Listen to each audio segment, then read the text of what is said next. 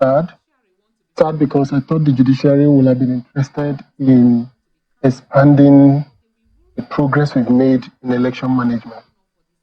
I do not have difficulties, I do not have issues with them finding in favor of Tinubu as being duly elected. By their own logic, they can arrive at that conclusion if they want.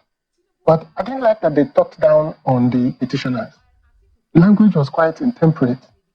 The language, I was the star witness in the case in 2018. I didn't see this kind of talking down on the petitioners.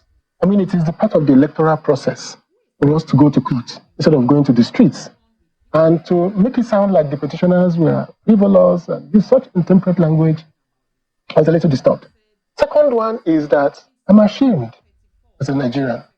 Nigerians want to join BRICS: Brazil, Russia, India, China, South Africa. I'll take 3 examples. Brazil, India, and South Africa are known democracies. Brazil conducted an election, and that election was a big election, and I will figure out how many people voted in that election. So in the case of India, they had 911 million registered voters. Over 600 million people voted. 3.9 million machines were used for that election. Nobody went to court. Not one person. The Congress Party accepted the result. The world has moved on. Nobody goes to court anymore now for election. And there was a voter turnout of 67%. In the case of Brazil, there were 92,000 voting stations. There was 79% voter turnout. 79% in Brazil. And it was done with DRE machines. And there were some also paper machines involved. But in all that voting, the electronic system was subjected to public review. The political parties were present, and there was a public review. So the countries that are in the BRICS, they don't go to court after elections. The election management is such that people do not just go to court. The system is clear. So it is a shame. It's a shame that our judiciary did not have strong words for INEC. Now, let me tell you, three people issued reports on this election. IRI, NDI from the US, EU from Europe, and YEGA from Nigeria. In all their reports, YEGA said INEC did not meet public expectation. IRI said, despite positive expectations, election fell short. EU said, election exposed systemic weaknesses and therefore signals a need for further legal and operational reforms to enhance transparency, inclusiveness. So instead of rambling about whether the regulations is in contradiction to the law or not, I was expecting the judiciary to be tough for INEC on that. You don't need to create these ambiguities. If you created rules for the election, then follow the rules. It shouldn't be their headache whether it was the act said so or not. But by INEC telling everybody that this is the process, and there is something that I don't know if everybody is missing. In that election, the rule was that you will snap the result to the beavers and upload to the IRF. The idea is that when you get to the manual collation center at the ward, that the person in that collation center will verify the result you brought physically with the one that was uploaded. That is why if you go to the IRF, the result from Rivers State on the IRF is different from the result announced on the INEC website. If you tabulate the result on the beavers, on some EC8As, with the one on the ward collation, then you will see the disparity. It happened in parts of Benue. Labour Party came up with that. PDP came with a strong case of failures in about almost 25,000 polling units where the rules were not followed. We listed those places and we came with an expert witness who tendered them. The court said no. That the expert witness, we should have put his witness statement on oath in the petition when we were sending in the petition. But it was when we brought the case to court that the court gave us permission to go and inspect INEC material. It was the expert investigation report of the materials, inspection of the materials, that gave rise to the witness statement on oath. So there was no way you could have said something you hadn't seen. INEC needed to give us certified true copies of results for us to verify that INEC stayed by its own regulations. So there were 9,000 cases of overvoting in the election. 9,000 cases. There were almost 15,000 cases of where the INEC presiding officers did not follow the rules. As identified by the PDP. As identified by the PDP. How so the PDP was finding it difficult in the eye of this very trial court to prove this case with evidence. So we came with an expert witness. But they said that the expert witness ought to have been put as part of the petition, the witness on oath. We subpoenaed him. Because we couldn't have done that without the man having to review the work of INEC. And we got only the power to review when the case started. So we couldn't have joined that with our petition. Also imagine that there are copies of the result in several copies. Yes. The one for the agents, the INEC and Yes. all what have you. Yes. And the PDP agents are privy to the copies, or don't they have the copies? Yes, we have the copies. Yes, that is the position of the court. Yes, that you should have come forward with prove your evidence with the one that you have and the one that you're disputing. Right. The one we are disputing is the one that INEC certified. So we needed to see the INEC certified to be sure that what our agents are showing us is correct. It is upon comparing the two that we're able to make a case and say, yes, this is consistent. Doesn't it make sense? The ones our agents have are duplicate copies. So sometimes it's not very clear. But when you get the INEC certified copy, then you can see whether it was not stamped, it was not signed, it was the number of when you deny that access. So we got that access, and it is based on that access after the petition has started that the expert witness made his case and was subpoenaed to come and tender it. And I don't want to quarrel with the judiciary on this. I think that it is their right to interpret the law as they deem fit. But my point is the wider issue of the disgrace that Nigeria suffers. The process of going to court, it looks to me like two institutions don't want our elections to go well. The first institution is INEC. INEC is a monumental disgrace.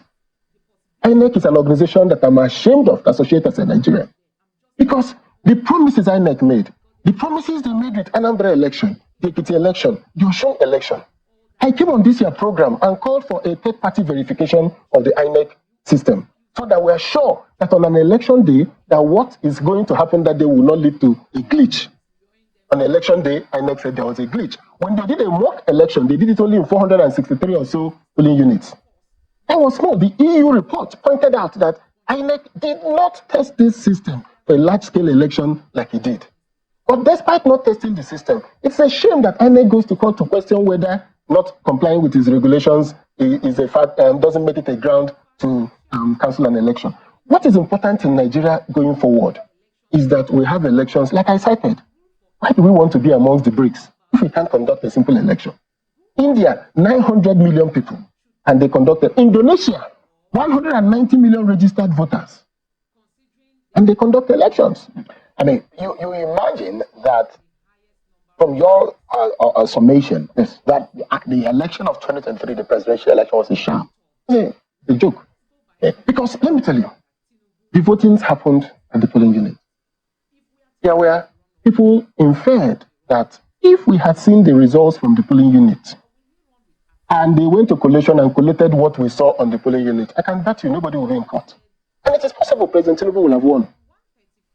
It's possible. So you don't believe in one? So it's possible. But if you go by the allegations we made about the disparities in the election, then he didn't win. Okay. So I'd like to ask you, do you believe in the 6.984520 million votes that Atiku Abubakar got? If I say if I believe or not, it will mean that I need to start substantiating them. So the question I'm asking is that Atiku Abubakar won in Osun State. Yes. Atiku Abubakar won in Adamawa State. Yes. But those fraudulently won too. Okay, let me tell you what the problem is. The problem is not winning. I didn't think that APC will not win 30% of the votes cast or something to that effect. But what you see is that you go to a state like Kebbi, Atiku Abubakar comes first, and by the time the collation is finished, the difference between him and Tinubu reduces to 10,000, 15,000 votes. So the problem was not in who won a state. It is in the differential, how the results were added to cause a reduced differential in votes. So the issue is not about winning. You see, it's deceptive. Let me take the Southeast, for instance. Peter Obi won the Southeast outrightly. And let me tell you why he did so. Because the mood in the Southeast was like the mood in the North in 2015, when the North felt it was their turn to take back power from President Jonathan. Nobody doubted that there were millions of voters turning up in the North because they were heavily mobilized. As the Igbos were heavily mobilized in viewing that this time is our turn to produce a president. So when you look at the result, that's not the problem. The problem is that in some places, there were issues. And like I said, the election of 2023 has come and gone, and it's a disaster. They delegitimize President Tinubu's win. So if he had won the election, the lack of legitimacy is because of how INEC behaved in that election. If INEC had a problem with its servers on election day, and there was issue of non-transmission, I mean, it can happen. There was a glitch. I agree with them. What they needed to have done after the election is to scan all their hard copies and populate it in the iRev and said, the ones that were not sent on the polling unit day, we had the hard copies. This is it. Nigerians can go there and review. They could have called for a review of the election. In the case of, I think it was in Brazil, when Bolsonaro said he doubted that the results were as was done, the court refused him to even go further because there has been reviews after the election. And the court said, no, you can't challenge it. And find him for coming to the court for that. Because INEC ought to have said to everybody, look, don't worry about whether we transmitted electronically or not. After the election, see all our results. It was the same behavior that JAMB did during that Mess or Mass case. JAMB just came up and said, look at the server time. At 10:20, she tested this to the result. This is what the server gave her back. She tested it again. This is what the server gave her back. They produced evidence. So nobody could fault JAMB, a public institution, fighting to retain its integrity, decided to make open his system and said, this girl was testing this thing. He tested it 4 times. But in the case of INEC, you don't think the integrity is there? No, the integrity is not there because they ought to have said to everybody, this is the result. Let's look at the politics of the election. Atiku Abubakar got 6,984 votes, 520 votes. Peter Obi got 6,101,533 votes, while Bola Tinubu got 8,794,726. But you will look at it, the totality of that vote, if you put together, because there are those who believe that the reason, majorly, why if Peter Obi and Atiku had been in the same camp, maybe they would have won the election. And you look at it, if you put at the votes, the 6 million vote of over 6 million vote of Peter Obi and over 6 million votes of Atiku Abubakar, it gives you 13,086,053 votes, as against the Bola Tinubu of 8,794 votes. Atiku and Peter Obi got 11 yes, million. the tribunal judges have proven that the court is not even the last hope for the common man. You can hardly get justice, but thank God for people like Peter Obi who still believes in the justice system. No doubt, even if they fail to give Peter Obi justice, he has ended up exposing the rot in our system. Peter Obi has succeeded in showcasing the rottenness in Nigeria to the entire world. Let the world see us the way we are until we make up our minds to build a new Nigeria, because that is the only thing we need at the moment. The system we have in place cannot rebrand Nigeria. We need a rebranding, and we need a new set of leaders to bring about that rebranding. Let me know what you think about this in the comment section below. Please don't forget to subscribe and turn on the notification bell. Thank you. On the election day, which is why I'm holding them responsible, will have made it that nobody will have gone to court. If they have just said, hey guys, no problem, everybody, here are the results. Because like you said, this 6 million, 8 million here, that's it. See how it came about.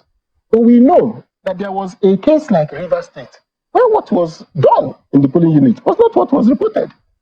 A case like Benue, where what was done was not what was reported. A case like the PDP brought, where there were about 25,000 polling units, where there were infractions of various types. Now, whether those infractions will substantially change the result of the election, we will not know unless we did that tabulation. And that tabulation will have been easy for INEC to have just said. Where do we go from here? Yes, where we go from here?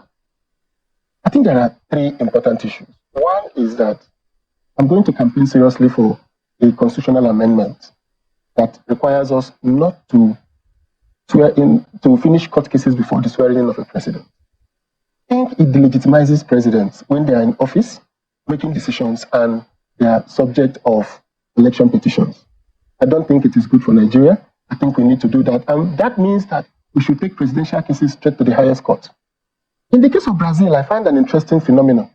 The election, they have an election court, which at the beginning of an election, the justices of the Supreme Court, Court of Appeal, and the Federal High Court elect two judges, justices from there, to that court, and the president nominates 2 lawyers who are not judges to be in the panel, so that everybody sees the transparency of what was done. The kind of unanimous judgments we are getting today in Nigeria is disturbing, because under Buhari and Obasanjo, always had 2-1, 3-1, 4-2, 5-2. Reason: judges who believe in substantive justice, who don't believe in procedural, that we should use procedure to damage justice, have come out like Oguntade to say that he thinks Buhari won the election because of this substantial non-compliance. But the majority had their way. We've had somebody like the former High Ambassador to Washington who said that the 2003 election falls short of all expectations. So the nature of our justice system now makes it that I think we should have a special court for election petitions. And I think at the highest court of the land, we should determine who is president before swearing in. Second one, I think that being president with 33% of the votes in a multi-party election is a little disturbing. It doesn't give you a strong mandate. So I think we should put that 50% clause in our constitution. After the first election, the two top candidates will go out to get 50%. The reason being, it will force us at that time to vote against our ethnic divisions. We must choose of the two that we're seeing. So I think we need to put that. The third one is that I think that the Electoral Act, since the courts always rely on the Electoral Act, I think we need to annex what is in the INEC guideline into the Electoral Act. Both the EU, IRI, and YAGA talks about ambiguities in the Electoral Act. So maybe we need to be more specific about the procedure for elections in Nigeria to improve transparency. Finally, I think that it's a sad and shameful thing for Nigeria after 24 years of democracy to still be going through this type of process. Where I would like us